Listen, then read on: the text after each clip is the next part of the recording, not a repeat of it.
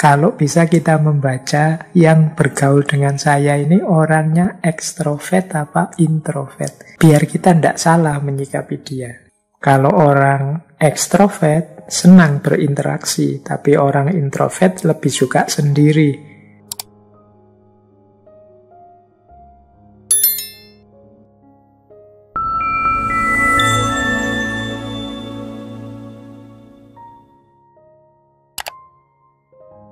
Assalamualaikum warahmatullahi wabarakatuh. Bismillahirrahmanirrahim. Abstracting and inferencing. Kemampuan berabstraksi dan merujuk, inferencing. Maksudnya apa? Kita mampu memahami maksud seseorang meskipun mungkin dia tidak menyatakannya secara jelas. Nah, ini juga kemampuan berpikir sosial. Biasanya di tengah masyarakat itu ada kode-kode sosial tertentu, ada cara ngomong tertentu yang itu bagi orang luar mungkin sulit dipahami, tapi orang dalam yang terlibat dalam komunitas sosial itu bisa menangkapnya, bisa paham.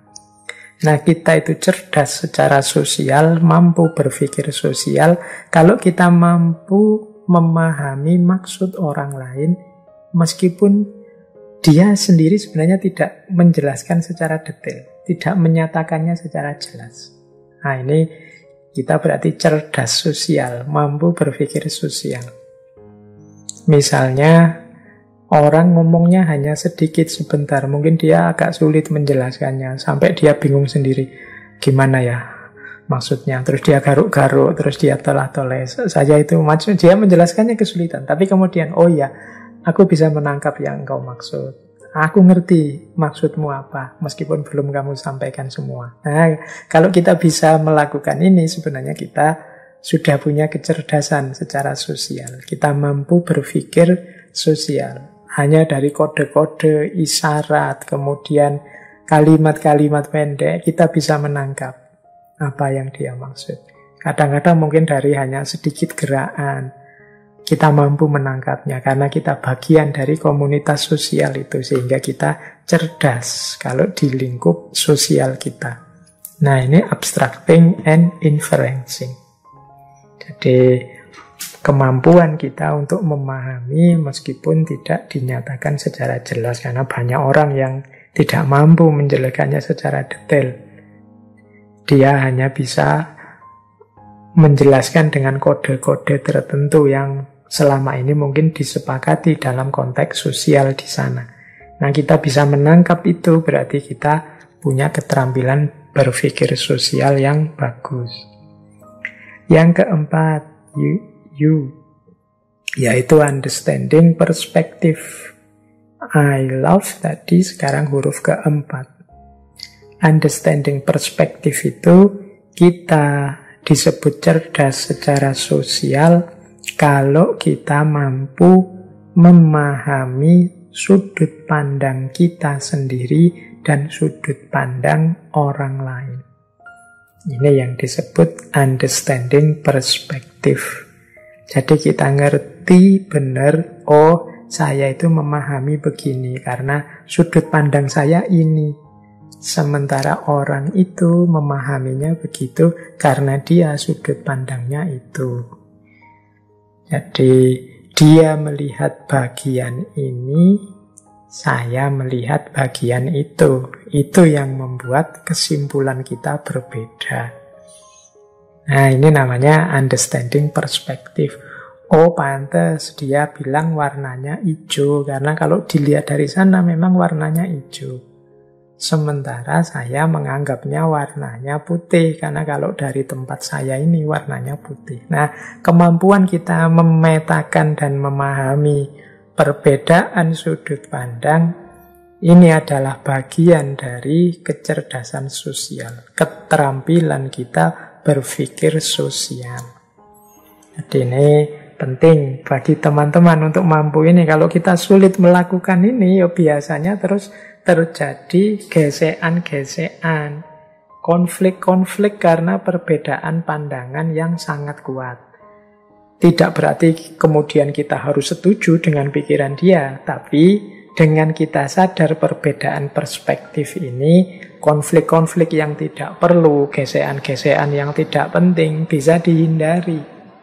Paling tidak kita bisa memaklumi kesimpulannya. Oh, dia menyimpulkan begitu karena memang sudut pandangnya seperti itu. Sementara menurut saya, sudut pandang yang pas itu seperti ini. Itulah yang membuat kesimpulanku berbeda. Ini juga butuh kecerdasan sosial, butuh keterampilan berpikir sosial, understanding perspektif. Kemudian yang kelima, huruf G. Huruf G ini artinya getting the big picture. Bagaimana kita memahami secara umum, bagaimana kita memahami secara utuh. Getting the big picture itu kita pahami maksud umumnya apa sih. Yang penting-penting kita ambil, yang tidak penting kita lewatkan saja. Ini maksudnya bagaimana. Yang keempat, yang kelima ini, huruf G ini, kita itu kan kalau berinteraksi dengan orang lain, mungkin ngobrol, mungkin diskusi, mungkin peristiwa-peristiwa interaksi yang lain, itu kan sering terjadi banyak bumbu-bumbu. Menjelaskan saja kadang ditambahi, ada guyonnya lah, ada ngelanturnya kemana-mana, ada macam-macam. Nah, di antara keterampilan berpikir atau kecerdasan berpikir sosial ini, kita mampu memilah-milah, oh ini penting, ini tidak penting. Ini kan secara umum maksudnya ini. Jadi bagian ininya tidak penting, jangan diambil hati. Bagian ininya itu hanya bumbu-bumbunya saja. Kalau ini ilustrasi-ilustrasi, mungkin ada yang tidak cocok, tapi yang penting kan maksudnya itu. Nah, itu namanya getting the big picture. Jadi di antara kecerdasan sosial, kemampuan berpikir sosial yang penting itu kita harus mampu ini. Kalau kita tidak mampu mengambil atau fokus pada yang penting, melewatkan yang tidak penting, hidup sosial kita pasti akan berat. Tidak hanya hidup sosial konkret, hidup sosial di medsos juga begitu, apalagi di medsos.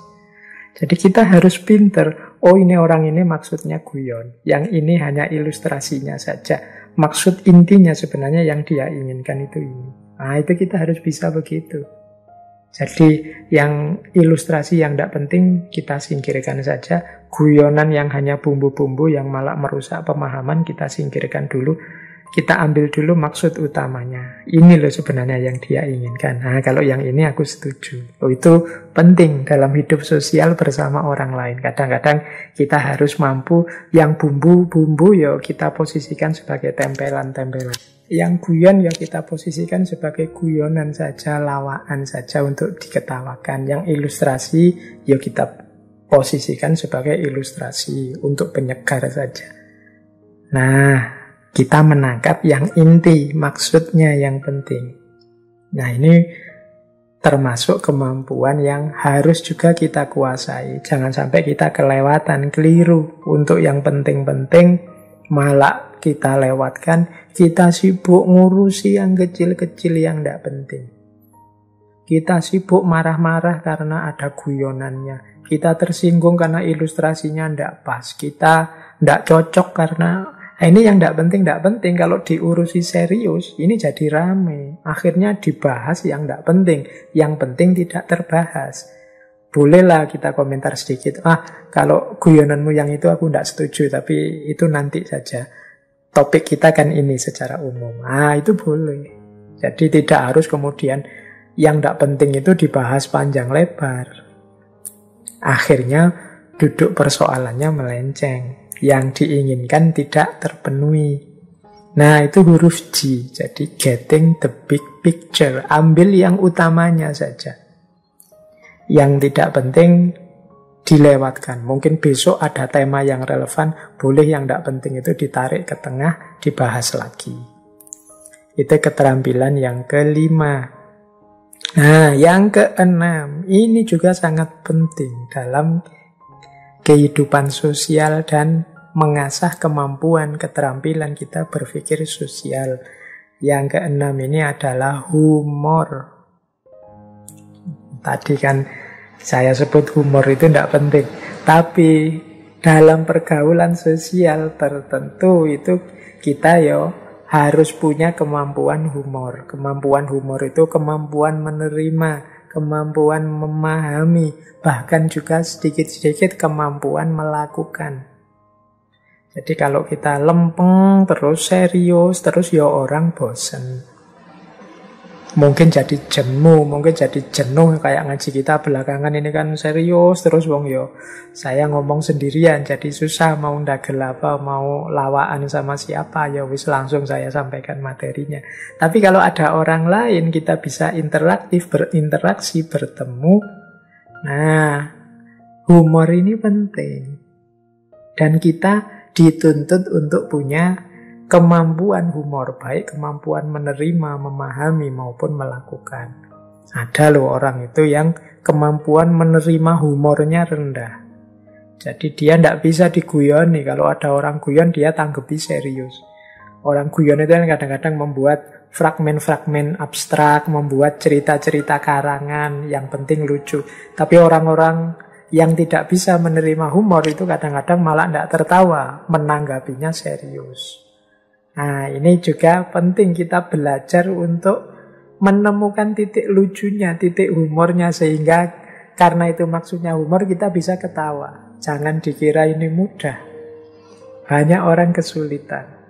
Kadang-kadang kan kita itu jadi sinis sekali hidup kita, jadi kaku sekali hidup kita. Kalau orang-orang yang tidak kita sukai kadang-kadang terus kita meskipun dia melucu kita tidak mau ketawa, tidak lucu, itu butuh kearifan sebenarnya. Bayangkan kalau teman-teman dagel ngelawak terus tidak ada yang ketawa, itu kan tekanan batin luar biasa. Prinsip hidup sosial itu kan jangan melakukan yang kalau dilakukan padamu engkau juga tidak suka. Nah, humor juga begitu, berarti kita penting untuk bisa menerima humor. Saya tekankan menerima karena banyak orang yang pura-pura menerima, sebenarnya dia tidak tahu lucunya, hanya ketawa formalitas saja. Wah, itu lebih menyakitkan juga. Jadi ini kita harus latihan. Jiwanya perlu lebih lentur, lebih santai, cerdas menangkap sisi-sisi lucunya, memahami titik-titik lucunya. Dalam rangka apa? Kesegaran hidup sosial. Biar tidak kaku. Kadang-kadang hal-hal serius itu kalau disampaikan dengan humor, dengan santai, dengan satir-satir dagelan, itu lebih menyegarkan pikiran. Tidak membuat tersinggung, tidak membuat orang marah-marah. Jadi semoga kita termasuk orang yang bisa menerima humor dan juga bisa melakukan humor. Karena itu termasuk bagian dari keterampilan berpikir sosial. Nah, jadi teman-teman ada 6 keterampilan pokok untuk kita berpikir sosial, yaitu I love tadi.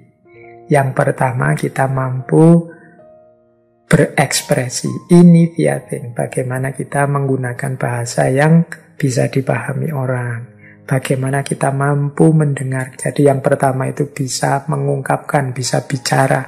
Yang kedua bisa mendengarkan dengan baik. Yang ketiga bisa memahami dengan baik.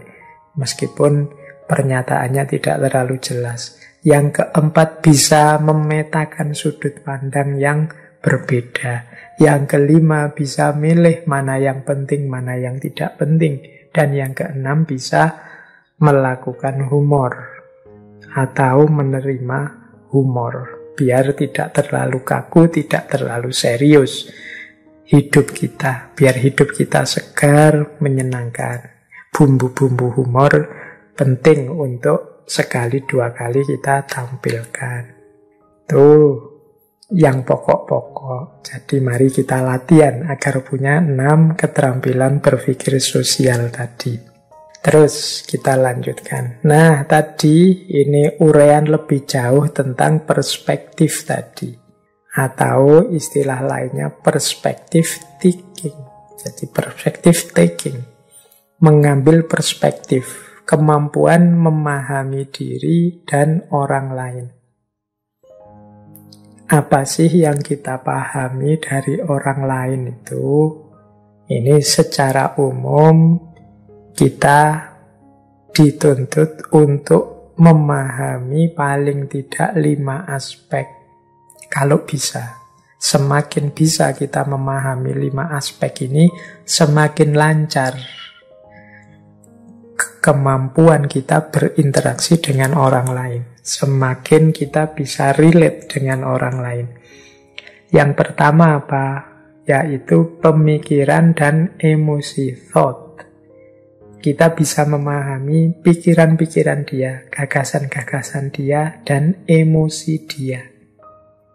Jadi kalau kita sedang berinteraksi dengan orang lain, pastikan kita tahu ini dia sedang marah, sedang sedih, sedang senang, sedang semangat untuk memberi nasihat, atau sedang semangat untuk minta petunjuk, dan lain sebagainya. Ini namanya emosi-emosi. Jadi selain pikiran-pikiran dia, kita bisa menangkap emosinya. Jadi ini dia dalam suasana apa, nuansa dirinya sedang apa, sedang sangat senang, sangat sedih, ataukah sedang gembira, atau sedang bosan, atau sedang menghabiskan waktu, dan lain sebagainya. Ini penting kita pahami dari orang yang di sekeliling kita, yang sedang berinteraksi dengan kita. Kemudian yang kedua, motif dan tujuan. Motif and intention. Orang ini maunya apa sih? Inginnya apa? Nah, itu harus juga kita pegang. Karena interaksi antara dua orang itu kan selalu ada tujuannya. Inginnya apa? Oh enggak kok, ini dia ngobrol sama aku ini sebenarnya untuk menghabiskan waktu saja. Oh dia ini ingin mendapatkan petunjuk. Oh dia ini sebenarnya hanya ingin punya teman baru aja. Oh dia ini sebenarnya hanya ingin nambah kolega saja, dan lain sebagainya. Nah ini penting kita pahami. Alhamdulillah kalau kita bisa masuk ke 3 aspek selanjutnya. Yaitu yang pertama apa? Prior knowledge atau experiences. Jadi pengalaman-pengalaman dia sebelumnya. Orang ini seperti apa sih? Dia sudah pernah mengalami apa saja? Itu penting. Kalau kita ngobrol sama orang, berinteraksi sama orang lain, kemudian kita tahu siapa dia pernah mengalami apa saja dalam hidupnya, itu kan nanti menentukan cara kita bersikap, berekspresi di hadapan dia. Secara lebih hati-hati, biar tidak keliru, biar tidak salah.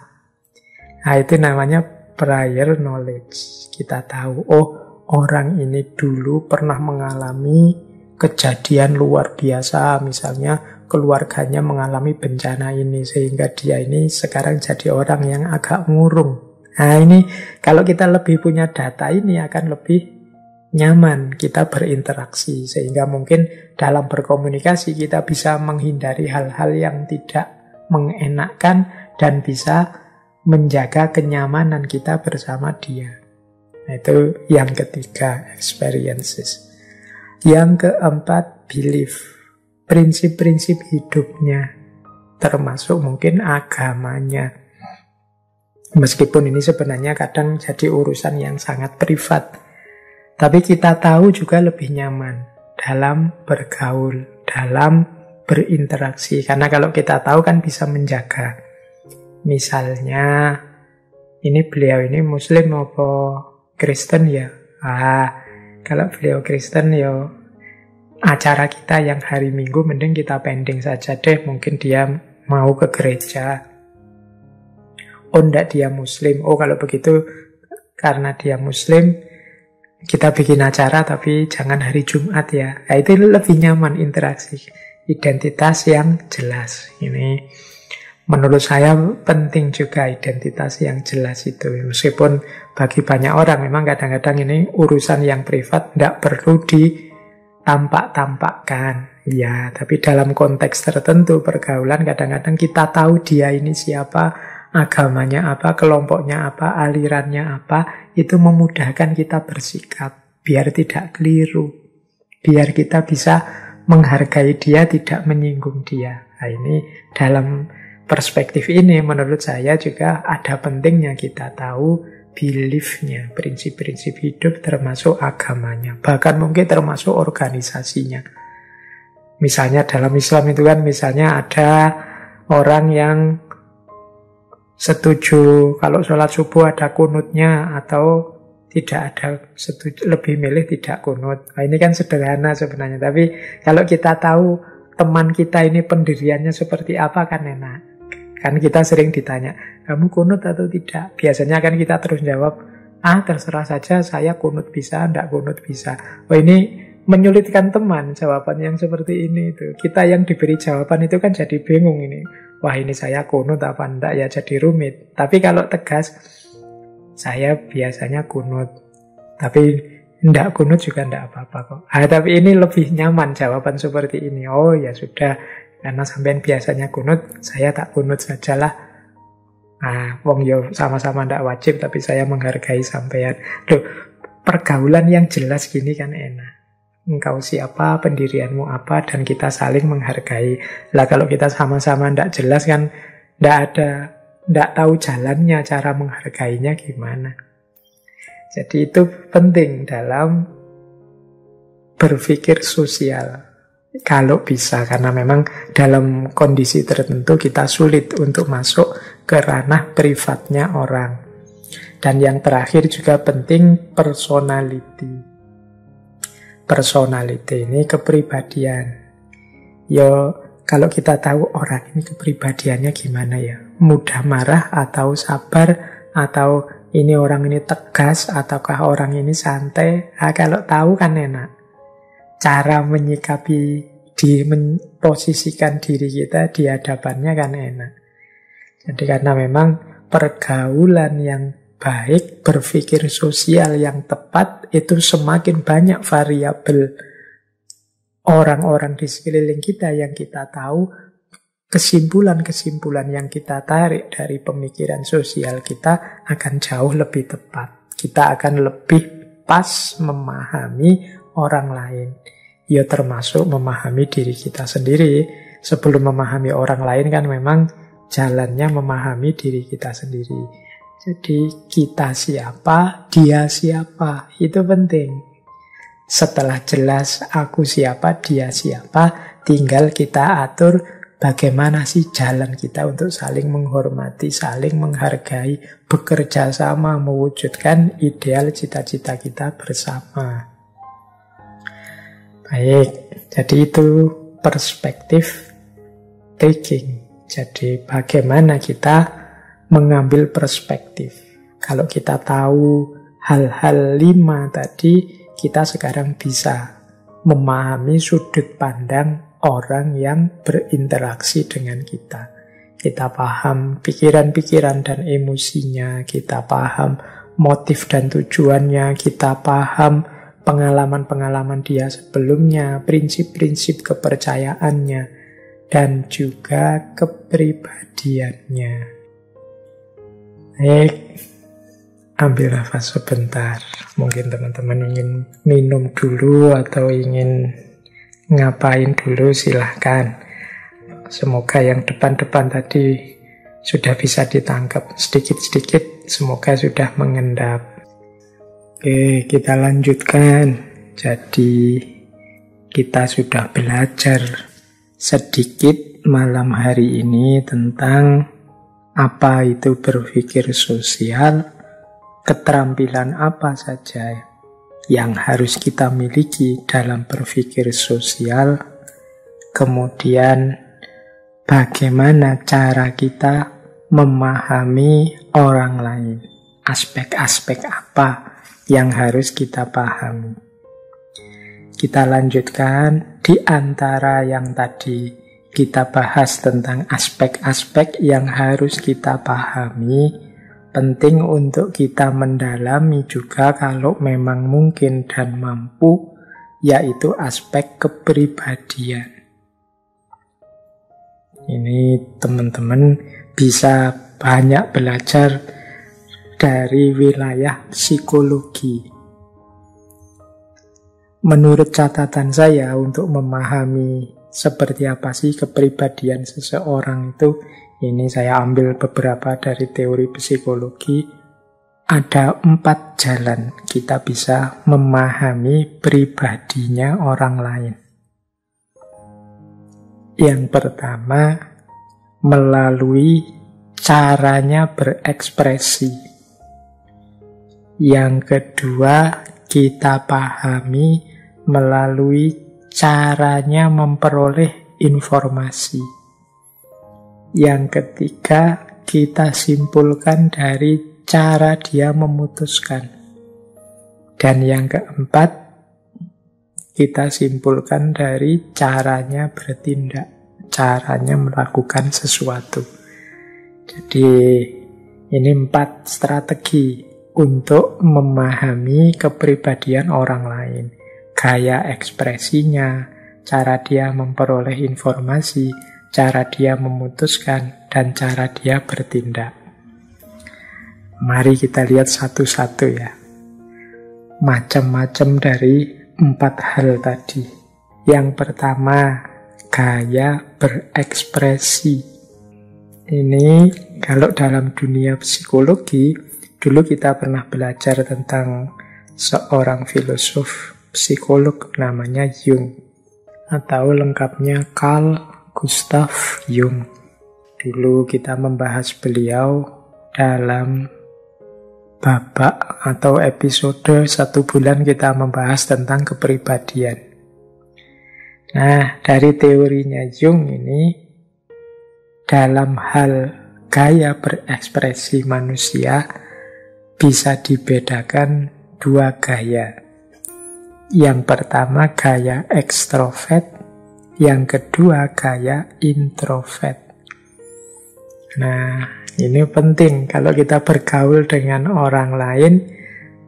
Kalau bisa kita membaca yang bergaul dengan saya ini orangnya ekstrovert apa introvert.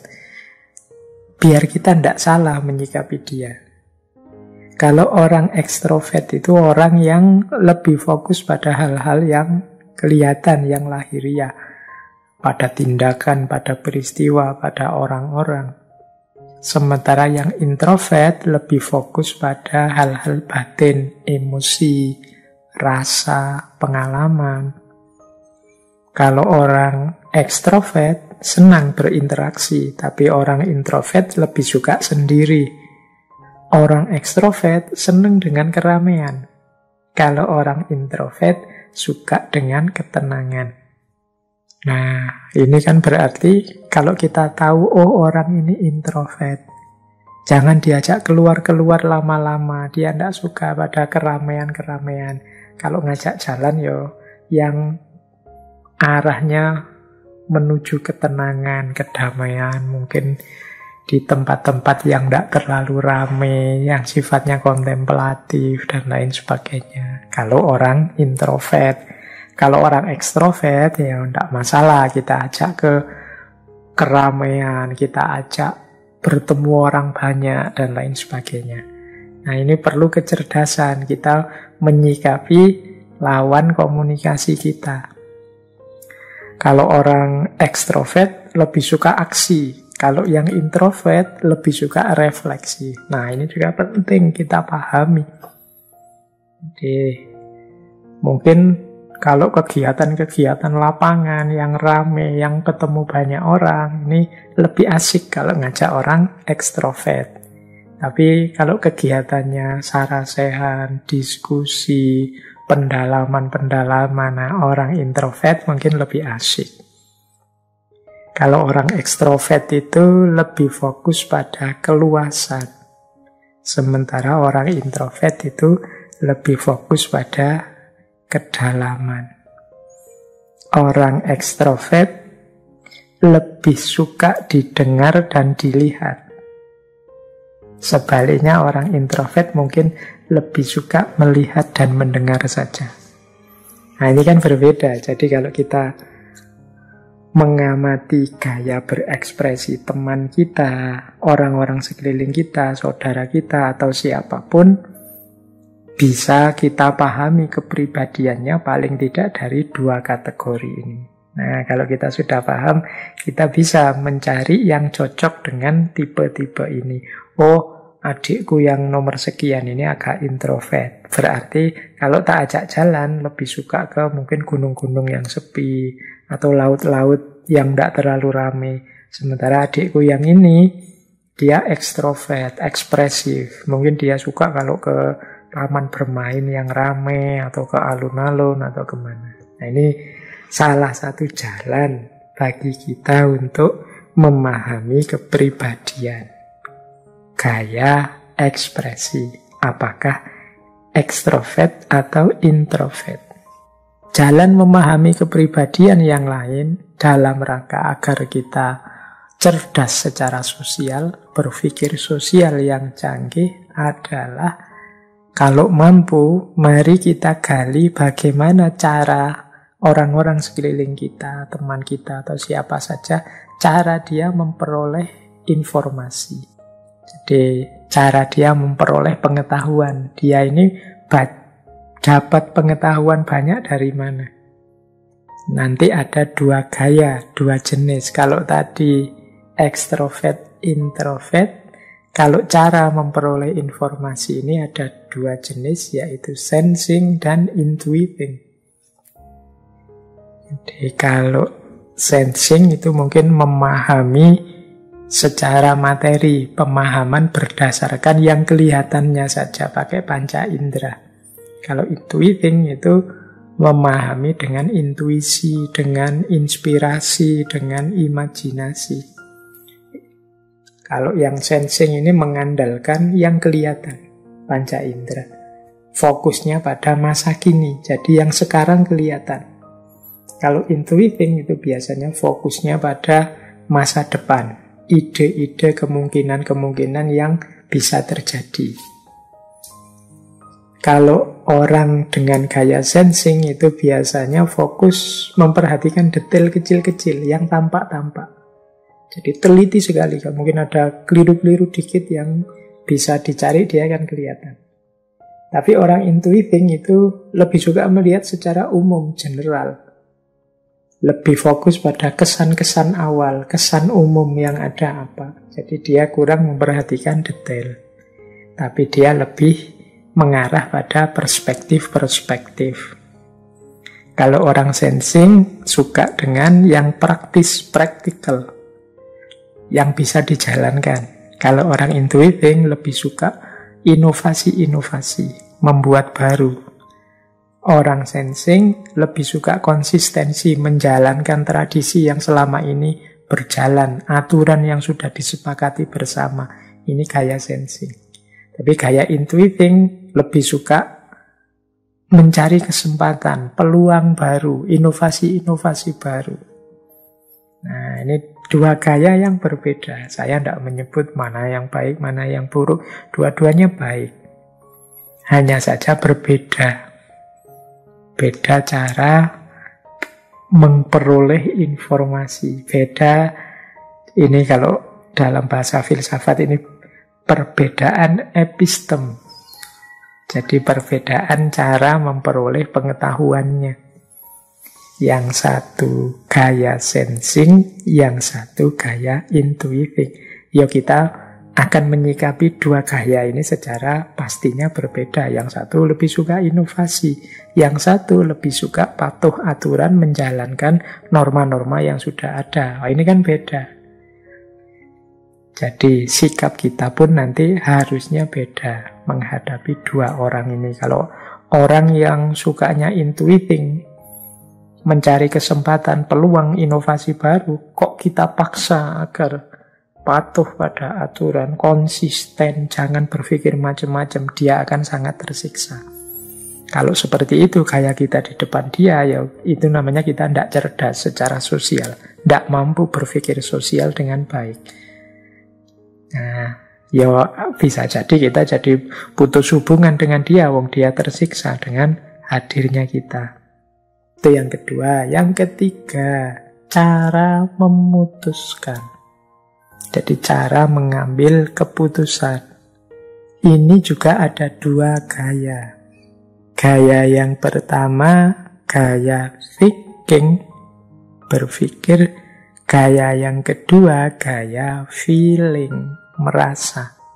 Orang yang thinking itu kalau memutuskan sesuatu lebih banyak pakai logika. Dia berpikir objektif, melakukan analisis-analisis logis. Nah, orang yang mengandalkan feeling itu banyak memutuskan secara subjektif, mengandalkan perasaan-perasaannya. Biasanya patokannya standar-standar nilai yang diyakininya. Jadi ini dua-duanya sama-sama baik. Tapi kan kalau yang akal bisa sampai pada kebenaran, Pak, yang feeling juga bisa sampai pada kebenaran. Kalau urusan sampai pada kebenaran, dua-duanya bisa. Keliru juga dua-duanya bisa. Wong ini jalan, ini cara. Jadi tidak ada cara itu yang universal, selalu benar, atau selalu salah. Pasti ada kurang dan lebihnya. Ada memang orang tipenya tipe thinking. Apa-apa harus dipikir dulu secara rasional. Pertimbangan-pertimbangannya rasional. Ini baik. Tapi ada orang yang pertimbangan-pertimbangannya subjektif, pakai rasa. Mungkin teman-teman ada ya teman yang kok rasanya ndak enak ya, ndak srek ya. Mungkin yang pas ini deh. Kalau yang itu aku ndak srek. Ada kan yang begitu. Itu gaya feeling namanya. Jadi andalannya apa? Standar-standar nilai yang selama ini. Jadi kalau ada hadis kan, ada hadis itu yang bilang bahwa dosa itu mahaka fi sodrika wa karihta ayat tolia alaihin nas. Dosa itu apa yang berguncang, haka itu bergoyang hatimu. Jadi ada rasa ndak enak, ada rasa ndak nyaman dalam batinmu, dan engkau ndak suka kalau orang lain tahu. Nah, ini kan parameternya ini dosa apa ndak? Selain kita cari di kitab-kitab suci, ajaran para ulama, kalau ini thinking, itu dosa apa ndak, dalilnya apa, argumennya apa. Tapi ada juga gaya feeling. Kalau kamu rasanya ndak enak, ingin ngomong itu, rasanya nggak enak, ingin melakukan itu, kemungkinan itu dosa. Nah ini namanya feeling, memutuskan berdasarkan perasaan yang subjektif. Jadi yang satu analisis logis, yang satu standar nilai. Meskipun ada yang bilang, kalau thinking ini karena sifatnya norma-norma yang pasti, rasanya agak kaku, tidak fleksibel. Karena pakai logika. Logika itu kan 1 tambah 1, 2. Setengah lebih kecil dari 1. Kalau A, A. Kalau B, ya B. A tidak sama dengan B. Nah, ini rasanya lebih kaku. Sementara yang feeling ini lebih luas, lebih adaptif. Karena menghadapi situasi apa saja, dia meraba dengan rasanya. Ini cocok apa enggak ya? Ini sesuai apa enggak ya? Mungkin yang pas ini deh. Mungkin yang sesuai ini deh. Nah, itu bedanya thinking dengan feeling. Kalau thinking itu truthfulness, kebenaran. Kalau feeling itu sering dikaitkan dengan kebijaksanaan atau tactfulness. Jadi ya karena bijaksana itu kan banyak berurusan dengan ketepatan rasa. Terus kalau thinking itu fairness, adil, pas. Kalau feeling itu compassion. Jadi rasa sayang, rasa kasih. Bisa jadi yang menyetir keputusan. Orang yang thinking itu dia adalah seorang yang clear mind, pikirannya jernih. Kalau feeling itu orang yang kind heart, orang yang hatinya baik. Jadi ini dua-duanya ya baik, wong hanya gayanya saja berbeda. Cuma kan kita ketika berinteraksi dengan orang lain, kalau kita paham gaya berpikir, gaya dia memutuskan, kita menyikapinya jadi lebih bagus. Apakah dia ini gaya thinking atau gaya feeling? Kalau dia orang bergaya thinking, kita maju pada dia dengan gaya feeling, mungkin dia tidak terima, dia minta argumen-argumen logis.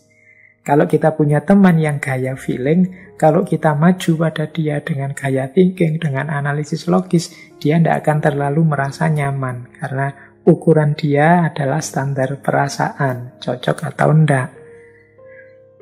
Sesuai apa enggak dengan yang dia rasakan. Nah, ini dua gaya yang berbeda. Jadi teman-teman mungkin punya teman, punya sahabat, punya pacar, punya saudara. Ayo, kalau ingin lebih bagus hubungan kita dengan mereka, kita juga meraba, mencoba memahami kepribadian dia dalam hal memutuskan apakah dia thinking atau feeling. Ini penting. Oke, bagian dari kemampuan berpikir sosial.